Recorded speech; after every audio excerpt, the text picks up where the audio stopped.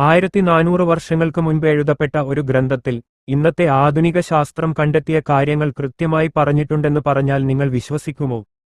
1400 വർഷങ്ങൾക്ക് മുൻപ് ശാസ്ത്രമോ സാങ്കേതികവിദ്യയോ ഇല്ലാതിരുന്ന മണലാരണ്യത്തിൽ ജീവിച്ചിരുന്ന എഴുത്തും വായനയും അറിയാത്ത ഒരു മനുഷ്യന് എങ്ങനെ പ്രപഞ്ചത്തിന്റെ രഹസ്യങ്ങൾ ഇത്ര കൃത്യമായി പറയാൻ കഴിഞ്ഞു? പ്രപഞ്ചത്തിന്റെ ഉത്ഭവം, ദ ബിഗ് ബാങ് തിയറി. ആധുനിക ശാസ്ത്രപ്രകാരം കോടിക്കണക്കിന് വർഷങ്ങൾക്ക് മുൻപ് പ്രപഞ്ചം മുഴുവൻ ഒരൊറ്റ ബിന്ദുവായി ഒട്ടിപ്പിടിച്ചിരിക്കുകയായിരുന്നു, സിംഗ്യുലാരിറ്റി.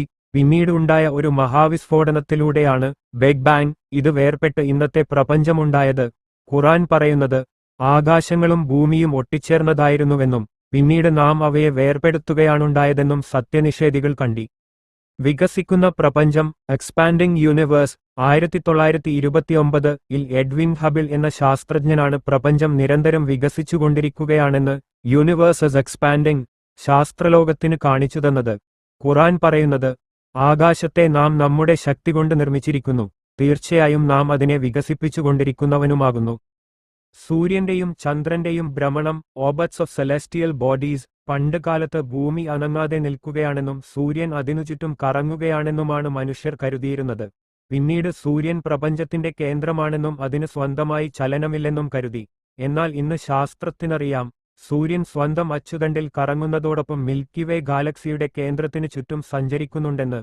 ഖുർആൻ പറയുന്നത് അവനാകുന്നു രാത്രി, പകൽ, സൂര്യൻ, ചന്ദ്രൻ എന്നിവയെ സൃഷ്ടിച്ചവൻ.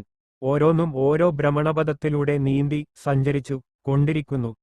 പുകച്ചുരുളിൽ നിന്നുള്ള തുടക്കം, ദ ഗാസിയസ് സ്റ്റേറ്റ് ഓഫ് യൂണിവേഴ്സ്. പ്രപഞ്ചത്തിന്റെ തുടക്കകാലത്ത് നക്ഷത്രങ്ങളും ഗാലക്സികളും രൂപപ്പെടുന്നതിനു മുൻപ് അത് ഒരു വലിയ വാതകപടലം അല്ലെങ്കിൽ പുകച്ചുരുൾ, നെബ്യുല, ഗ്യാസ് ക്ലൗഡ് ആയിരുന്നുവെന്ന് ശാസ്ത്രം വ്യക്തമാക്കുന്നു.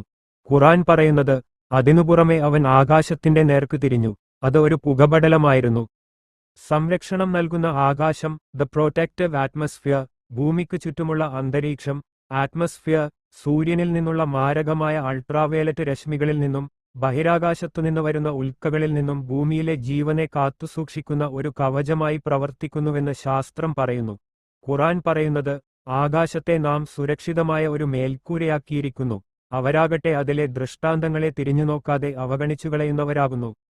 കടലുകളിലെ വേർതിരിവ്, ഇന്റേണൽ വേവ്സ് ആൻഡ് ബാരിയേഴ്സ്. രണ്ട് വ്യത്യസ്ത കടലുകൾ, ഉദാഹരണത്തിന് അറ്റ്ലാന്റിക് സമുദ്രവും മെഡിറ്ററേനിയൻ കടലും ഒന്നിച്ചുചേരുന്നിടത്ത് അവയുടെ താപനില, ലവണാംശം, സാന്ദ്രത എന്നിവയിലെ വ്യത്യാസം കാരണം അവ പെട്ടെന്ന് കലരാതെ ഒരു മതിൽ പോലെ വേർതിരിഞ്ഞു നിൽക്കുന്ന പ്രതിഭാസമുണ്ട്.